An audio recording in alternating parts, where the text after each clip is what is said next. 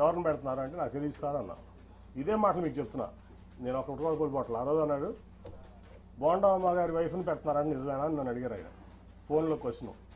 నేను వాళ్ళ వరకు ఎవరికి చెప్పలా నిజం, నాకు తెలియదండి అన్న.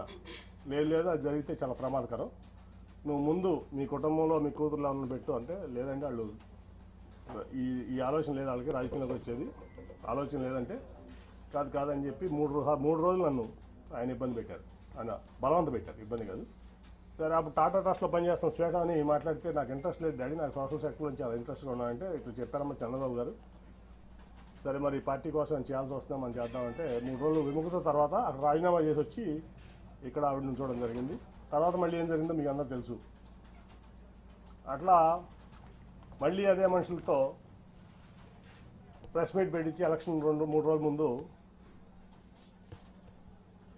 నన్ను ఒక వ్యక్తితో ప్రెస్ మీట్లో పబ్లిక్గా ఆ ఎంపీ కేసునేనని చెప్తూ కొట్టిస్తానని చెప్పి మాట్లాడించారు చంద్రబాబు నాయుడు గారు. ఆ ఎంపీ కేసునేనని చెప్పు తీసుకొడతానని చెప్పి ఒక క్యారెక్టర్లెస్ పర్సన్ పార్టీ ఎంపీని అన్నారు. స్పందన లేదు పార్టీ నుంచి కానీ ఏ వ్యక్తి నుంచి కానీ. అదే ప్రెస్ మీట్లో ఒక పాలిట్ బ్యూరో సభ్యుడు గొట్టంగాడి ఎంపీ అన్నాడు, అయినా స్పందన లేదు. 50 మంది కార్పొరేటర్లు 64 మంది పోటీ చేస్తే 50 మంది ఓడిపోయారు. సరే గెలిచేవాళ్ళు ఓడిపోయేవాళ్ళు అది తర్వాత సంగతి.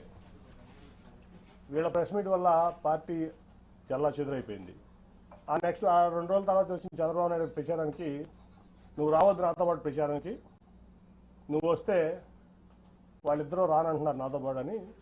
ఓకే సార్ మీరు వెళ్ళండి అని చెప్పి పంపించడం జరిగింది.